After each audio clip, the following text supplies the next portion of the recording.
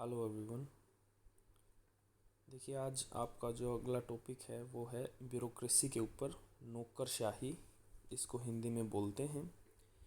जो थिंकर इससे एसोसिएटेड हैं वो हैं जर्मन सोशियोलॉजिस्ट मैक्स वेबर। ये जर्मनी के थे, ठीक है। बहुत ही बहुत बहुत बहुत ज़्यादा फेमस थिंकर रहे हैं, थ्योरिस्ट रहे हैं, इन्फ्लुएंसर रहे हैं, जिन्होंने बहुत कुछ बदला है हिस्ट्री में। बहुत रेशनल थ्योरीज इन्होंने दी हैं। मैक्स वेबर, आप इसका नाम याद रखोगे, जिसका नाम हमेशा ब्यूरोक्रेसी के साथ लिया जाता है। जर्मनी के थे ये, ठीक है। ब्यूरोक्रेसी क्या है? नौकरशाही इसको हिंदी में बोलते हैं। इसकी डेफिनेशन देख लेते हैं, ठीक है।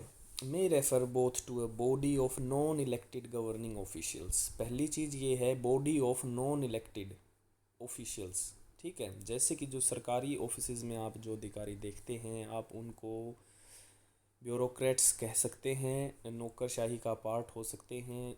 नॉन इलेक्टेड का मतलब है कि जैसे जिनको वोट दे के ना चुना जाए, वो ऑफिसर्स जो मेरिट बेस सिस्टम पे, जैसे आज आप किसी चीज़ की पढ़ाई करके गवर्नमेंट का हिस्सा बन जाओ तो आप ब्यूरोक्रेसी का हिस्सा बन जाओगे। और वो अफसर या अधिकारी, एडमिनिस्ट्रेटिव जो ऑफिसर्स होते हैं, वो क्या रखते हैं? पॉलिसी मेकिंग का रोल रखते हैं। मतलब वो कोई नीति निर्माण में एंगेज्ड रहते हैं, ठीक है। सो ये दो चीज़ें हैं main. Non elected governing officials जो कि पॉलिसी मेकिंग का हिस्सा होते हैं, उनको ब्यूरोक्रेट्स बोलते हैं। वो ब्यूरोक्रेसी का हिस्सा होते हैं, ठीक है। ओके, देखिए, ब्यूरोक्रेसी क्या है एक्चुअली? एक काम करने का तरीका है।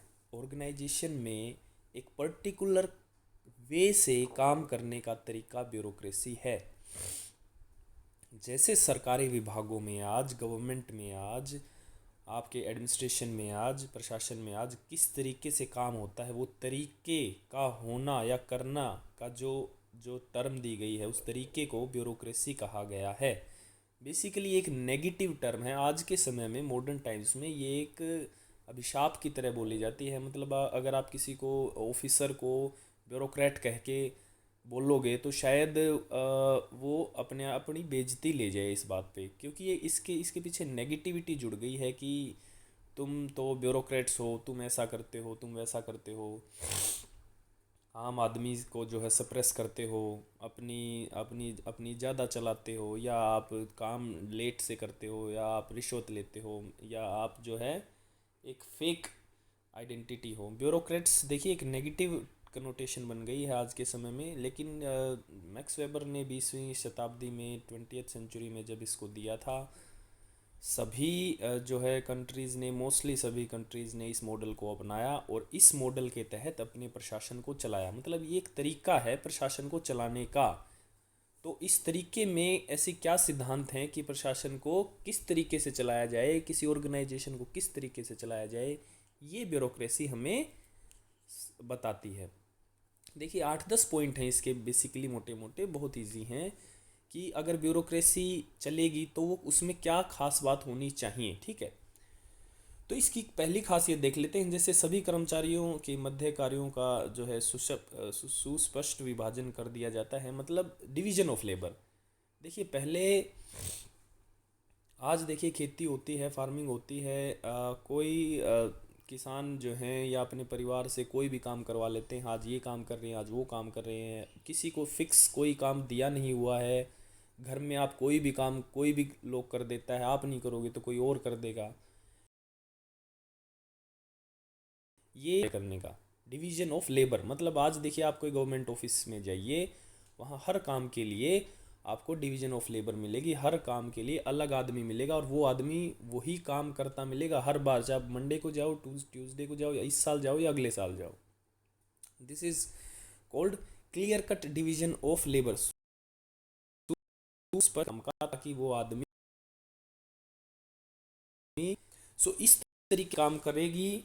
जहाँ व्यवस्था वहाँ ब्यूरोक्रेसी काम कर रही है। इसका मतलब देखिए मैक्स वेबर ने 20वीं शताब्दी में दिया हुआ सिद्धांत आज भी हमारे ऑफिसेज में लागू है। आज भी डिवीजन ऑफ लेबर है, मतलब कार्य का विभाजन कर दिया जाता है आदमी की मेरिट के हिसाब से, टैलेंट के हिसाब से।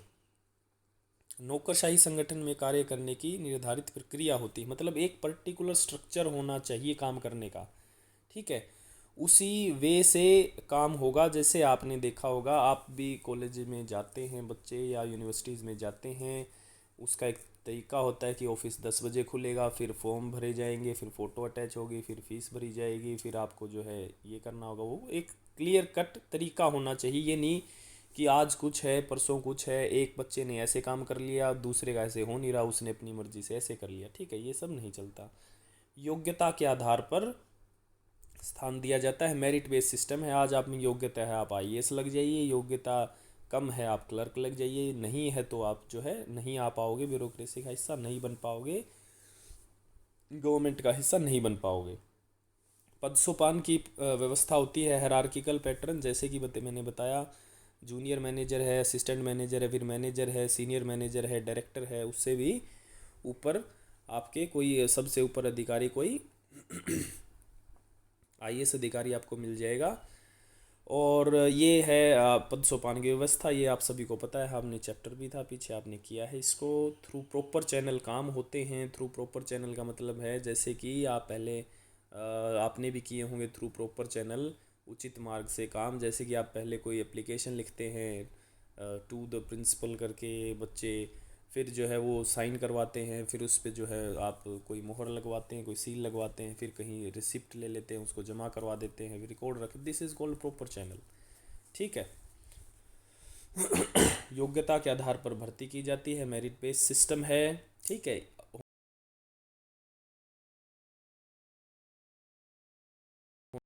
होना चाहिए। देखिए, राज्य में कोई श्रम विभाजन नहीं था, कोई विकास नहीं थे, सिर्फ खाना खाना देखो बहुत। एक आदमी का काम डिफाइंड होगा, एक आदमी का वेतन डिफाइंड होगा, कैसे कितने घंटे काम करेगा डिफाइंड होगा, कैसे काम करेगा स्ट्रक्चर डिफाइंड होगा। ठीक है, निर्णय व्यक्तिगत आधार पर नहीं लिए जाएंगे, मतलब सब्जेक्टिव डिसीजंस नहीं होंगे, ऑब्जेक्टिविटी होगी। ठीक है, इम्पर्सनल रिलेशंस होंगे, अव्यक्तिगत संबंध। आज आपको कहीं ऑफिस में जाएंगे तो भाई भतीजावाद आप नहीं कर सकते। ठीक है, वहाँ रूल्स की चलेगी। ठीक है, फॉर्मल स्ट्रक्चर की चलेगी, अधेरेंस टू फिक्स्ड रूल्स होंगे। ठीक है, आप ये नहीं कह सकते ये जो मेरा दोस्त है जी इसका जो पहले काम हो जाए तो अच्छा है। वहाँ क्या है, मान के चलिए एप्लीकेशंस थ्रू फॉर्म्स के द्वारा होता है। अगर आपके ने फॉर्म नहीं भरा है या लेट हो गए हो तो आपका काम नहीं हो सकता, चाहे आपकी जानकारी हो या ना हो। ऐसी ऐसी ब्यूरोक्रेसी में लिखा हुआ है। हालांकि इन प्रैक्टिकल लाइफ ऐसा नहीं है, इसमें भी लूप होल्स हैं, और जो है आज भी भाई भतीजा कायम है, आप करवा सकते हो काम। पर है तो ब्यूरोक्रेसी में आप अव्यक्तिगत संबंध आपको रखने पड़ेंगे जहां भी आप काम करोगे। ठीक है, रिकॉर्ड रखना पड़ेगा चीज़ों का, औपचारिकता निभानी पड़ेगी, फॉर्मलाइजेशन मैंने कहा था, इनफॉर्मल और फॉर्मल आपके चैप्टर था पीछे। You all know very well what is informal and formal organisation. So औपचारिक रूप से रिकॉर्ड करके भविष्य के लिए सुरक्षित रख लिया जाता है, मतलब ऑफिशियल रिकॉर्ड्स रखना जरूरी होता है ब्यूरोक्रेसी के अंदर। औपचारिक ढांचा मतलब फॉर्मल स्ट्रक्चर या फॉर्मल सिस्टम आपको जो है निभाना पड़ता है, और रूल्स एंड रेगुलेशंस को फॉलो करना पड़ता है, अव्यक्तिगत रिलेशंस रखने पड़ते हैं। ये एक एक पॉइंट्स आप इसके लिखते जाइए। ठीक है, मैं बेसिकली देखिए ये मैंने थोड़ा सा इजी करने के लिए आपको हिंदी में बताया था। बाकी this this was the main slide. So German sociologist थे ये आपके, मैक्स वेबर को थोड़ा सा जान लेते हैं। इस स्लाइड के आपको इसमें से जो इम्पोर्टेंट लगे वो आप नोट डाउन कर लीजिए। लीगल रेशनल अथॉरिटी के ऊपर बेस्ड है। मैं इसके मेन फीचर्स आपको दिखा देता हूँ। हायरार्की देखिए इसने समझा रखी है, हाईएस्ट ऑफिस, उसके नीचे 2 ऑफिस हैं, उस 2 ऑफिस के नीचे 3 हैं, 3 के नीचे 2 हैं। आपको पद सोपान की व्यवस्था पता है, मतलब ब्यूरोक्रेसी वो चीज़ है जो हायरार्की को फॉलो करो। सिर्फ आपको एक वर्ड लिखना है, main point hierarchy. Division of labour मतलब श्रम विभाजन होना चाहिए, मैंने आपको बता दिया इजीली, ठीक है। कंसिस्टेंसी होनी चाहिए काम में, निरंतरता होनी चाहिए। ये नहीं है कि आज कुछ हो रहा है परसों कुछ हो गया, आज सुबह कुछ हुआ शाम को कुछ हो गया, कोई रूल्स नहीं है, कोई रेगुलेशन नहीं है, कोई कायदा कोई कानून नहीं है, ठीक है। मतलब कोई ना कोई रूल होना चाहिए, कोई ना कोई स्ट्रक्चर होना चाहिए, कोई ना कोई फिक्स्ड पैटर्न होना चाहिए। जो सबकी किसकी खासियत है, फॉर्मल स्ट्रक्चर की, औपचारिक ढांचा। जैसे आप घर में अनौपचारिक तरीके से रह सकते हैं, लेकिन ऑफिस में जाओगे तो ये नहीं है कि आप जो है कुछ भी पहन के चले गए या चप्पल पहन के चले गए, या जो 9 बजे की बजाय 12 बजे चले गए और 5 बजे आने की बजाय रात को 11 बजे आए, ऐसा नहीं चलेगा, ठीक है। फॉर्मल स्ट्रक्चर होना चाहिए, फिक्स्ड रूल होना चाहिए, कोई फ्रेमवर्क होना चाहिए, कंसिस्टेंसी होनी चाहिए, ठीक है। क्वालिफिकेशन होनी चाहिए आपके पास, मेरिट सिस्टम होना, मेरिट बेस्ड आपकी जो है रिक्रूटमेंट होगी, आपका जो चयन होगा वो क्वालिफिकेशन के बेस पे होगा, भाई भतीजावाद पे नहीं होगा। ये नहीं होगा कि ये मेरा रिश्तेदार है, ये मेरा फ्रेंड है, ये मेरा वैसे है जी, इसको काम पे रख लो ऑफिस में, इसको कोई जॉब दे दो। ये सब ब्यूरोक्रेसी में नहीं होता। ब्यूरोक्रेसी एफिशिएंसी के ऊपर बहुत बहुत फोकस करती है, कार्यकुशलता बढ़ाने पे बहुत फोकस करती है, ठीक है। साइंटिफिकली सेलेक्टेड होंगे, ठीक है, या कोई पैटर्न के तरह उनकी रिक्रूटमेंट होगी, भर्ती होगी, किनकी, वर्कर्स की। वर्कर्स को फिक्स्ड पे मिलेगी, अगला पॉइंट, ठीक है, उनका वेतन जो है वो फिक्स्ड होगा।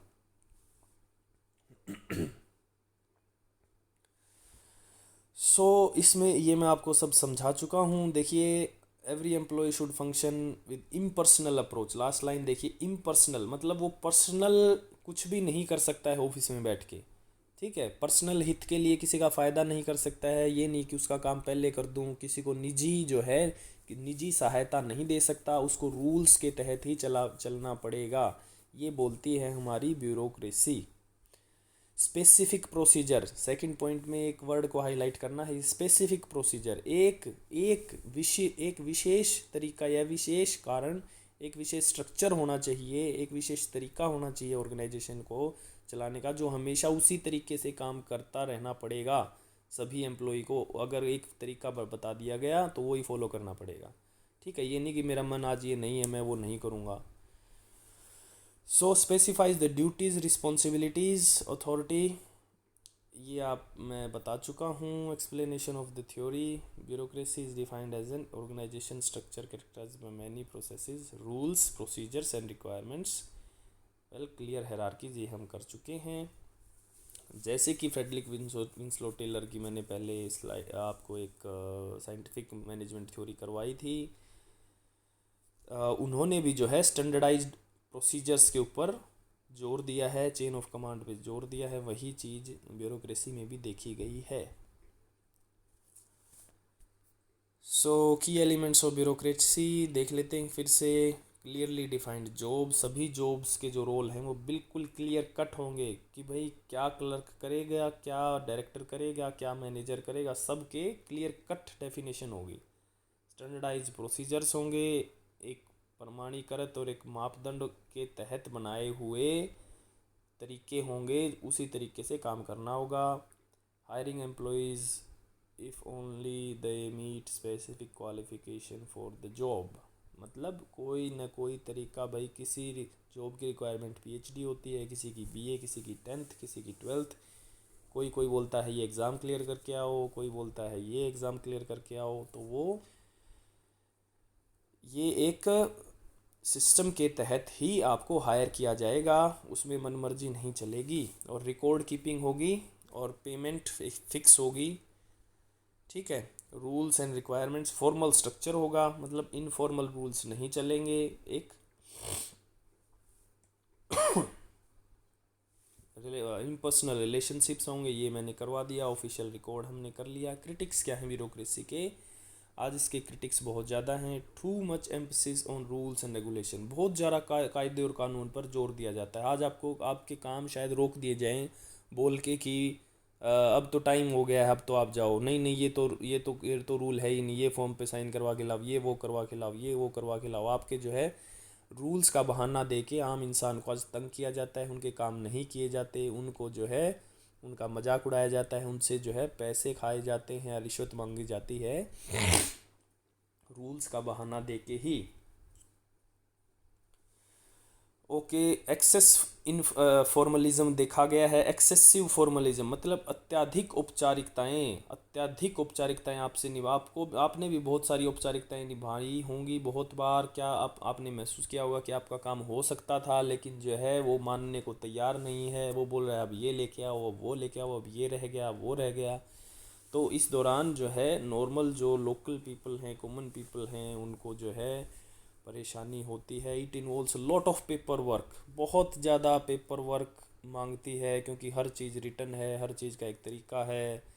और इसमें समय बर्बाद बहुत हो जाता है, क्योंकि आप वो को बोलते हैं कल आइए, परसों आइए, ऐसे करिए, वैसे करिए, अब ये रह गया, वो रह गया, और मनी वेस्ट हो जाता है, टाइम वेस्ट हो जाता है, एनर्जी वेस्ट हो जाता है, बहुत सारा पेपर वर्क है। जो इनफॉर्मल ग्रुप्स हैं सोसाइटी के, उनको कोई तवज्जो नहीं दी जाती, उनकी कोई नहीं सुनता। सो गवर्नमेंट ऑर्गेनाइजेशंस के लिए सूटेबल ये देखी गई है, बिजनेस के लिए नहीं देखी गई है। डिले इन डिसीजन मेकिंग, ये बहुत इंपॉर्टेंट है। डिसीजन मेकिंग जो है डिले हो जाती है, क्योंकि आपको रूल के तहत चलना पड़ता है। अगर क्विक डिसीजन लेना है वो इनफॉर्मली आप ले सकते हो, आपकी मनमर्जी का कोई अधिकारी को, लेकिन ऐसा ब्यूरोक्रेसी में नहीं है। ब्यूरोक्रेसी में क्या है, डिले हो जाता है डिसीजन मेकिंग। हो सकता है इतना डिले हो जाए कि उस डिसीजन की ज़रूरत ही ख़त्म हो जाए, लोग इतने परेशान हो जाते हैं। ब्यूरोक्रेसी के और भी बहुत नुकसान हैं, जैसे कि एक घमंड का भाव आ जाता है ऑफिसर्स के अंदर कि मैं ये कर सकता हूँ, मैं वो कर सकता हूँ। आम इंसान से वो दूर हो जाता है, ईगो और प्राइड आ जाता है। कॉमन पीपल की परेशानी उसे परेशानी नहीं लगती, ये आप पॉइंट लिख लीजिए। और एक करप्शन का भी आप पॉइंट लिख लीजिए अगला, कि ब्यूरोक्रेसी के मॉडल के तहत बहुत घूस खाई जाती है, बहुत पैसे मांगे जाते हैं, क्योंकि सब कुछ जो है रूल्स के तहत करना होता है। तो और काम को डिले कर दिया जाता है ताकि लोग पैसे दे के काम करवाएं। अगर नॉर्मल स्ट्रक्चर से काम करवाएंगे, औपचारिकताओं से काम करवाएंगे, formal structure rules and regulation से काम करवाएंगे, तो इतना समय लग जाएगा, ये आम इंसानों को दिखाया जाता है। इसकी वजह से देखिए करप्शन होती है, डिले इन वर्क होता है, मनी वेस्ट होता है, टाइम वेस्ट होता है, एनर्जी वेस्ट होती है। और लोगों के अंदर फ्रस्ट्रेशन आती है। प्लस जो ऑफिसर क्लास है वो अपने आप को नॉर्मल पीपल से दूर कर लेती है। ठीक है। एक्सेसिव रिलायंस और रूल्स एंड पॉलिसीज़, ये देखिए मैंने बताया, employees become so used to the system that they reuse, introduce, change new techniques, ये आप लिख लीजिए। Theory teachings to health care, जैसे देखिए ये एक एग्जांपल दिया गया है। ब्यूरोक्रेसी आपको कहाँ देखने को मिलेगी, जैसे आप किसी हॉस्पिटल में जाइए, वहाँ एक नर्स, डॉक्टर्स जो हैं, या कंपाउंडर हैं, या कोई भी है, हर आदमी अपना अपना अलग अलग काम करता मिलेगा। वो अगर नहीं आएगा तो उसके काम को रिप्लेस करने के लिए कोई और आदमी वहाँ पे बिठा दिया जाएगा। It is just an example.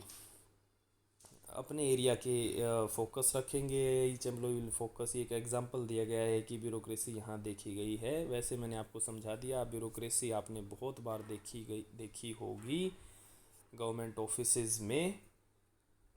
So this is it.